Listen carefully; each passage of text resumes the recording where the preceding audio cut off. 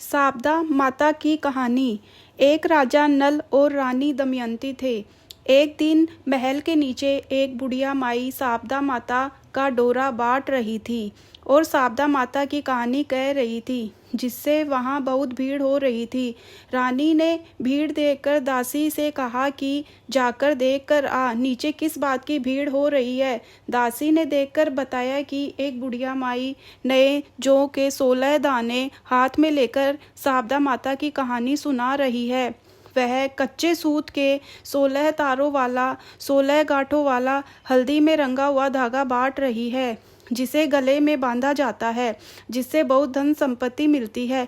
यह सुनकर रानी ने भी धागा मंगवा लिया और कहानी सुनकर उसे अपने गले के हार में बांध लिया। राजा बाहर से आया, रानी के गले में धागा देखकर पूछा कि यह क्या बांध रखा है। रानी बोली, यह शारदा माता का धागा है, इससे बहुत धन संपत्ति मिलती है। राजा बोला, रानी अपने पास तो वैसे ही बहुत धन संपत्ति है, इतने हीरे मोतियों के गहनों के बीच यह धागा अच्छा नहीं लगता, इसलिए इसे खोलकर फेंक दो। रानी बोली, मैं तो धागा नहीं फेंकूंगी। राजा नहीं माना और उसने रानी के गले से धागा तोड़कर फेंक दिया।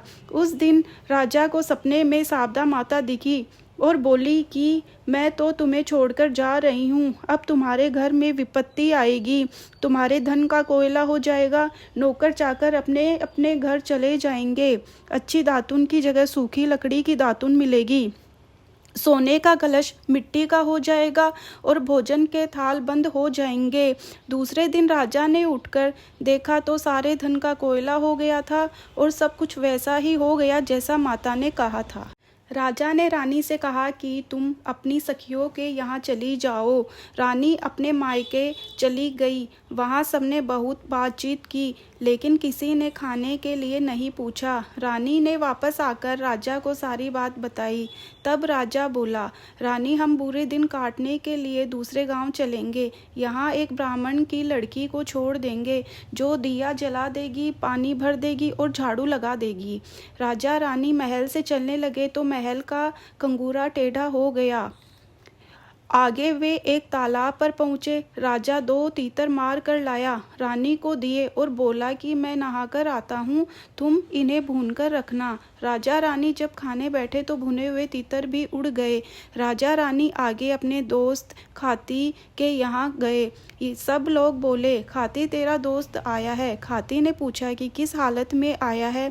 तब सब बोले कि मेले फटे कपड़े में है। खाती बोला कि उन्हें पुराने घर में ठहरा दो। राजा रानी पुराने घर में गए। वहाँ सोने के बर्छी बछले पड़े थे, जिन्हें जमीन खा गई। राजा ने रानी से कहा कि यहाँ से चलो, नहीं तो अपने सिर चोरी का इल्जाम लग जाएगा। फिर आगे राजा रानी अपने एक राजा दोस्त के पास गए। सब लोगों ने उस राजा से कहा कि राजा, तेरा दोस्त आया है। राजा ने पूछा कि किस भेष में है। सब बोले कि मेले कपड़ों में। तब राजा बोला कि इन्हें मेरे पुराने महल में ठहरा दो। पुराने महल की खूंटी पर 1.25 करोड़ का हार टंगा था, जिसे राजा रानी के जाते ही दीवार निगल गई। तब राजा ने रानी से कहा कि रानी, यहाँ से भी हम चलते हैं, नहीं तो हार की चोरी अपने सिर लग जाएगी। वहाँ से भी वे चले गए। सब लोग उस राजा से कहने लगे कि तेरे दोस्त ने हार चुरा लिया। राजा बोला, वह चोर तो नहीं था, पर शायद गरीबी के कारण ले गया होगा। राजा रानी वहाँ से अपनी बहन के यहाँ गए। सब लोग कहने लगे कि तेरा भाई आया है। बहन ने पूछा कि किस भेष में आया है। सब बोले कि मेले कपड़ों में आया है। तब बहन बोली कि उन्हें तालाब के किनारे ठहरा दो। राजा रानी तालाब के किनारे ठहर गए। बहन अपने भाई के लिए धन से भरा घड़ा लेकर आई। भाई ने जैसे ही उसे देखा तो धन का कोयला हो गया। भाई बोला कि इस घड़े को यही जमीन में गाड़ दो। वहाँ से उठकर राजा रानी माली के बगीचे में गए तो बगीचे में पैर रखते ही बगीचा हरा भरा हो गया। माली ने पूछा कि तुम कौन हो, जिसके पैर रखते ही मेरा 12 साल का सूखा बगीचा हरा भरा हो गया। राजा बोला कि हम तो भिखारी हैं, क्या तुम हमें रख लोगे। माली ने उन्हें रख लिया। रानी बोली कि मैं 4 काम नहीं करूँगी, दिया नहीं जलाऊंगी, बिस्तर नहीं लगाऊंगी, जूठे बर्तन नहीं मांजूंगी, और झाड़ू नहीं लगाऊंगी।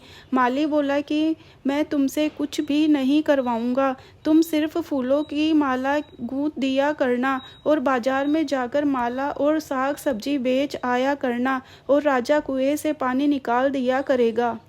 एक दिन रानी साग बेचने बाजार गई। उसने औरतों से कहा कि साग ले लो। तब औरतें बोली कि हम अभी कहानी सुन रहे हैं, तू थोड़ी देर रुक जा। रानी ने पूछा कि आप किसकी कहानी सुन रही हो? औरतें बोली शारदा माता की। तब रानी बोली कि मैं भी शारदा माता की कहानी सुनती थी, पर राजा ने शारदा माता का धागा तोड़कर फेंक दिया था, जिससे 12 साल हो गए। शारदा माता हम पर नाराज है, पर अब अगर वो फिर से आ जाए तो मैं धागा पहन लूं। उसी दिन राजा को सपना आया कि शारदा माता बोल रही है, मैं तुम्हारे पास आऊंगी। राजा ने पूछा कि मुझे कैसे पता चलेगा?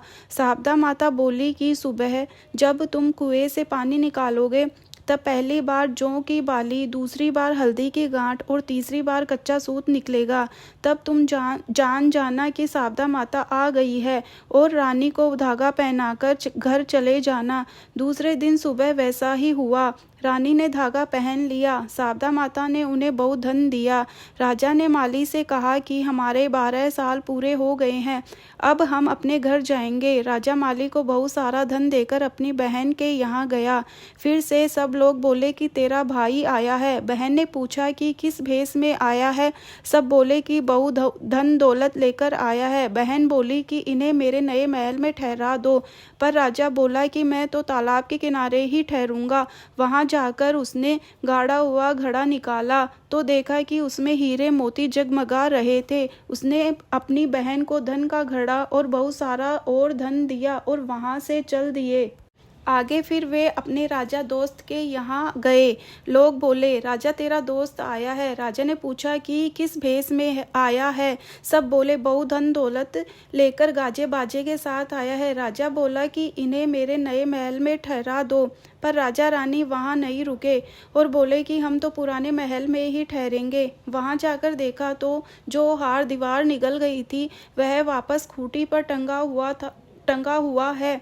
राजा ने अपने दोस्त से कहा कि हमारे दिन खराब थे तो यह हार दीवार निकल गई थी, अब अच्छे दिन आ गए तो दीवार ने हार वापस दे दिया। तुम अपना हार ले लो, हमारे सिर से कलंक उतर गया। फिर वहां से राजा रानी अपने खाती दोस्त के यहाँ गए। लोग कहने लगे, खाती तेरा दोस्त आया है। खाती ने पूछा, किस भेष में आया है? सब बोले, बहुत धन दौलत लेकर गाजे बाजे के साथ आया है। खाती बोला कि इन्हें मेरे नए घर में ठहरा दो। पर राजा बोला कि हमें तो पुराने घर में ही ठहरा दो। वहां गए तो देखा कि जो सोने के औजार जमीन खा गई थी वे जमीन ने वापस दे दिए हैं। राजा ने खाती को उसके औजार वापस सौंप दिए और बोला कि हमारे अच्छे दिन आने से तुम्हारी चीजें वापस मिल गई।